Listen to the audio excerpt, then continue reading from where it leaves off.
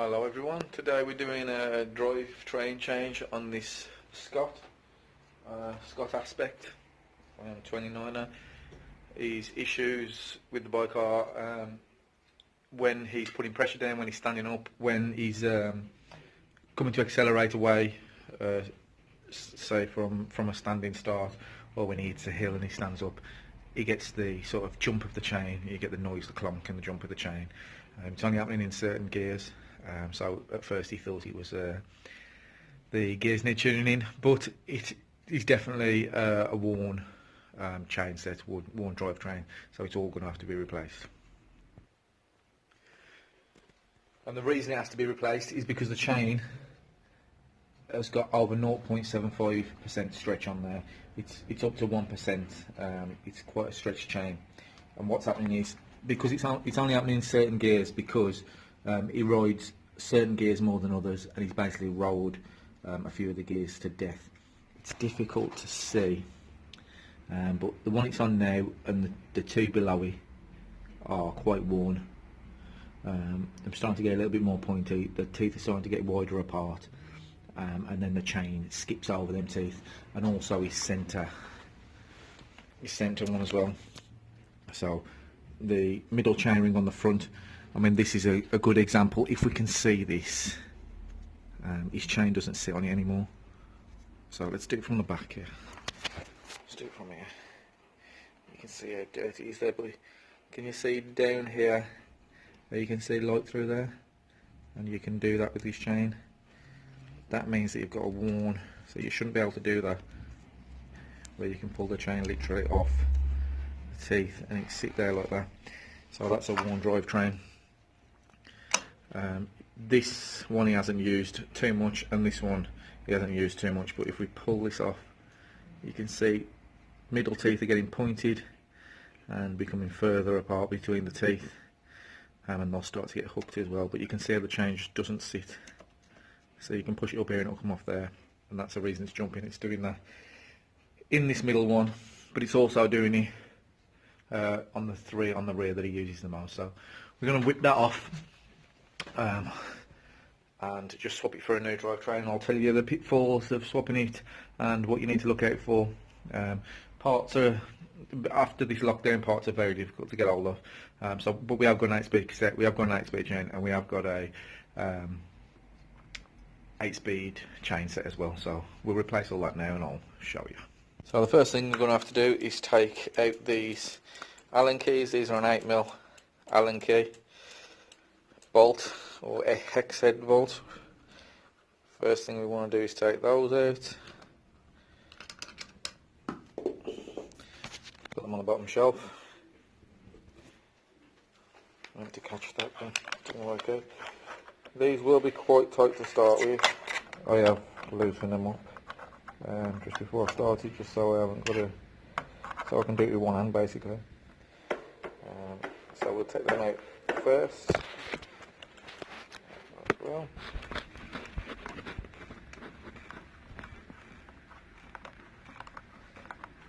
and you might have an 8mm bolt in here, or you might have a 14mm bolt, a normal bolt head in there that you need to use a socket on. You do need to use sort of a shallow bolt socket, because a lot of them won't go between a socket. It will just hit on the outside. So next thing we want to do is we want to get the crank extractor. This is the crank extractor. They come in different forms. This one's got a handle on it, it's a linear one. You might find that you've just got this part, but what you want to do is you've got a thread on the end of there, and you've got a thread inside that hole there. So we want to screw that out, so that sort of plunger thing doesn't hit the axle that you're taking out, on the axle when you're going to pull the crank out. And you're going to screw that in. This one uses a 17mm spanner on these two flats, and you want to make sure that you tighten that in with a 17mm, because if you don't tighten it in, big chance that you're going to pull all of the thread out this axle, the crank, sorry. So you don't want to pull that out, because then it's going to come down to having to smash the crank off. So tighten that on, and then all we do, don't know if I'll be able to do this with one hand, but I'll give it a go, is tighten this down, and we continue tightening. It's going to come to a point where it's stiff like this. We want to continue tightening that until the crank just pops off. So we undo this. I've had to undo it with two hands off camera until this point where I can do it with one. And then you just keep turning. It is going to be difficult. I'm going to have to give it some serious pressure. And then that pops off. And there you go, it's a square taper. Square taper there, so that pops off. We'll do the same on the other side. It's exactly the same way of doing it.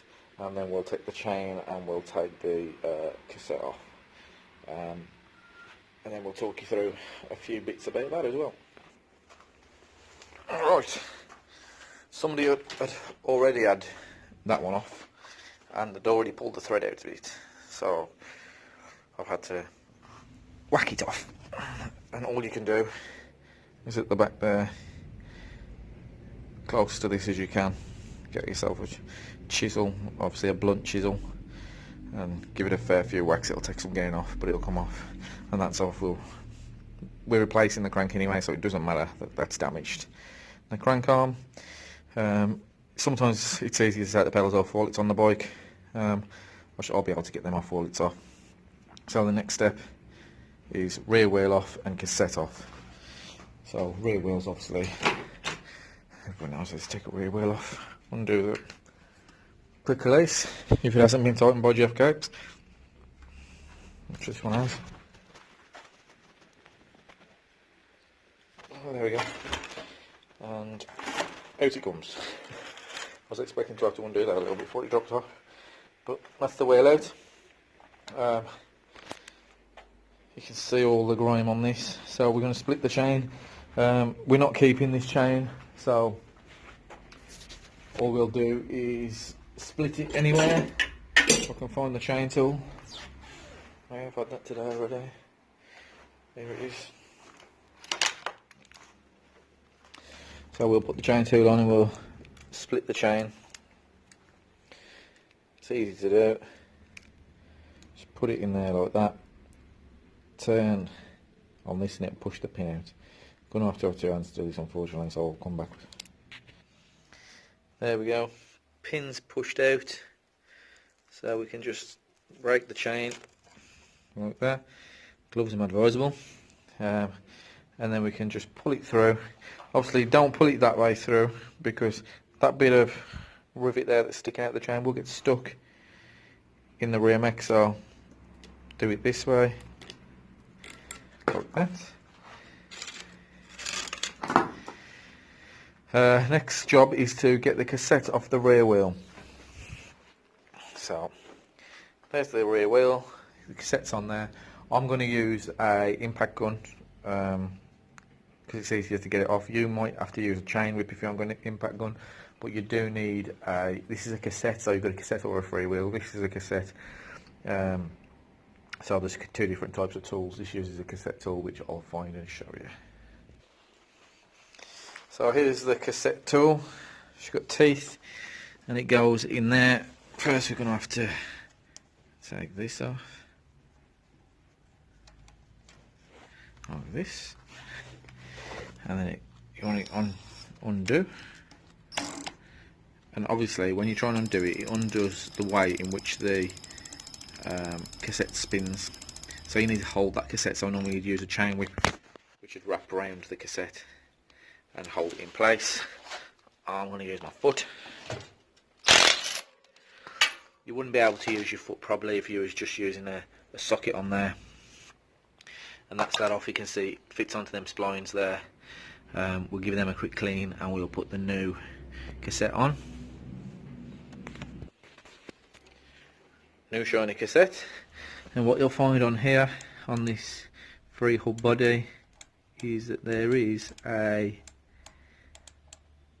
smaller spline which matches the smaller spline on this. So you just got to match it up and it'll slide on. I'm trying to do this while looking through a camera, see. There we go. And then you've got the same on these as well. So look for the smaller one, which is at the top here, and that will go. So mate, try and put the right one on. Obviously there's a big one and a small one. There we go. Like that.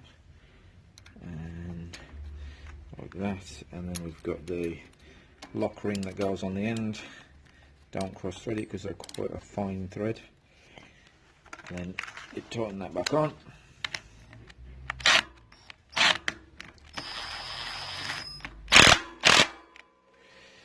Like so, just nice and snug and tight. And there we go, the cassette's on. We can put the quick release back through and put the end back on there to put the wheel back in. Then we'll clean the rear mech. I'll do the clean the rear mech. There's no point clean on camera. I'll just give it a quick clean, and then we'll throw the chain on as well. Right, we've got to put the crank on now. So pitfalls you can have here. You've got to try and get this a crank with the same amount of sort of dish on the back of here. If you look in there, you can see that it sort of dips in, and you want to get something similar. If you can't get the same crank, which we can't at the moment, it's not available, that is very close in the amount that it sort of dips in there, because if this is completely flat, then we'd find that the gears wouldn't change right. It probably, if that was completely flat, it means that the crank would be sticking out quite a lot and it wouldn't change into the big chain ring. If the dish was too deep, then we'd find that it'd either hit the frame or it wouldn't change into the smallish chain ring. So try and get that the same, that dish there, the deepness between the chain ring and where the crank goes onto the taper, that thickness there is what you want to try and get as close as you can. These are very similar. This is a Shimano chain set and this is a Pro Wheel chain set, both aluminium, both just crimped together, both got steel chain rings. So yeah, let's see if we can see the wear on this one. You can see, if you look there, see how pointed those teeth have got. If you look at the middle chain ring, how pointed they are compared to the one on the top, that shows that they're very, very worn, and the chain just won't sit on them right. So we're going to put this chain set on now. Super easy job.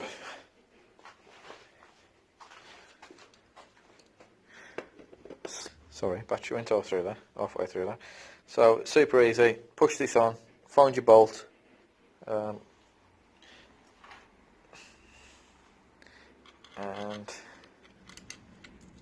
screw that in, get it down nice and tight. These need to be pretty tight, 45 newton meters if you're going to be using a torque wrench is what you want on these, 45 newton meters, and that'll be as tight as they need to be. Same on the other side. Obviously make sure that the crank arms are in line. I've seen people put them the same way around, put them on there, have to take them all back off again. So make sure that the crank arms are the right way around in opposite positions.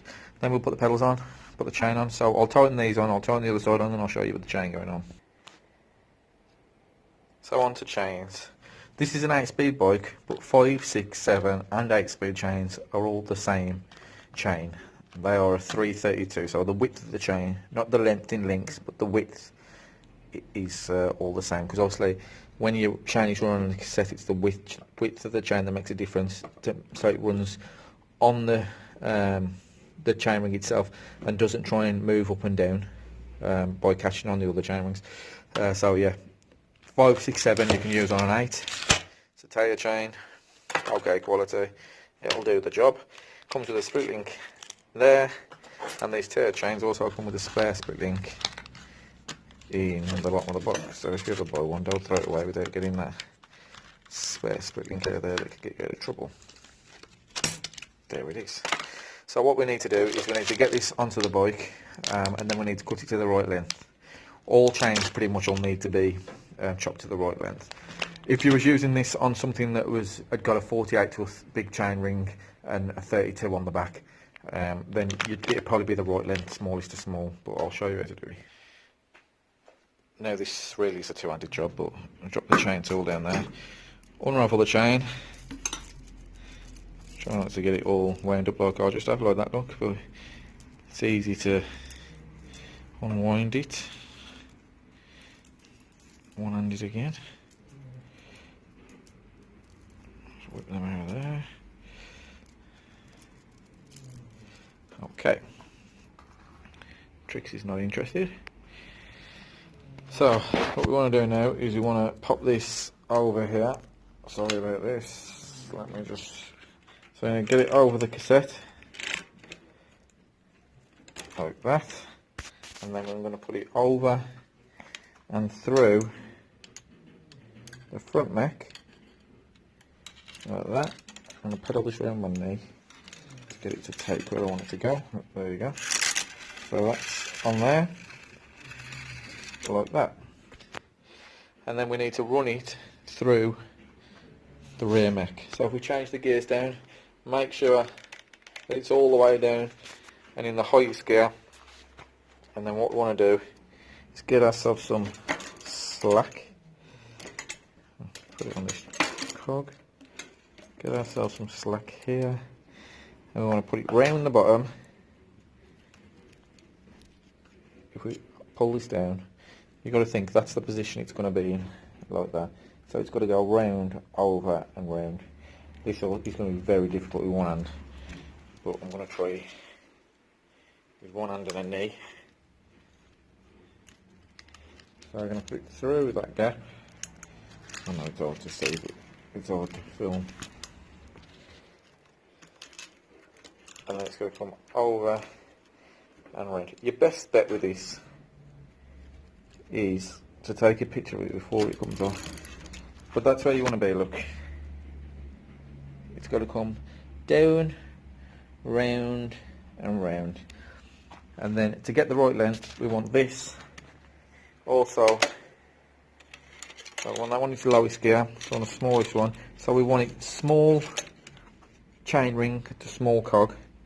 And then you pull the chain together. Let's see if I can do this with one hand, hang on. I doubt it, but what we do is we pull the chain together till it meets up. This chain is not going to need to be cut, and if it meets up perfectly and it's clearing the bottom of the rear mech, so it's not rubbing. If it's too short, this rear mech would be sprung up and it'd be rubbing. It's clearing the bottom of the rear mech, then we can join it together. Joining this together is really easy. Let me just let it go. All you do is you pop that bit through the hole in the chain, then you pop the back on and you pull the chain towards itself like that, and it'll pop the back on. I ain't going to be able to show you that because there's no way I can do that with one hand, so I'll do that now. So there it is, clipped on. It's nice and easy to do. We've been really lucky with this. I haven't had to cut the chain down because it's sitting perfectly under there without rubbing. If it was like this and it was rubbing, then it'd need to be done. So all we're going to do now is put the pedals on. You've got a left hand thread and a right hand thread. You'll have L and R on the pedals, and left and right is as you're looking at the bike from the top. So it cranks the right hand side, pedal arms the left hand side. They're both screwing towards the front of the bike. Is that right? Yes. I don't know what I'm doing myself. Towards the front of the bike. So if you put the pedal on in there and pedal it backwards, that is the pedal screwing in, and the same on the other side. So we'll put the pedals on, and then you've just got to tune the gears in, which is for a different video. But getting this as close as possible crank wise should keep your gears working well if they were working well as it was before you did it. And also same size cassette on the back. I mean, that doesn't really, the size doesn't really make a difference about your gears being tuned in, but it'll just help you on chains and things like that. So I hope that helps out people that I'm going to change the drivetrain. I have just done it on my own with pretty much one hand, so done the best I can with the video. If you like it, if you were any questions, please ask any questions. If you want to see more videos on bikes, tools and cars, please subscribe. I'm trying to get to 1,000 subscribers, so please subscribe. Thank you.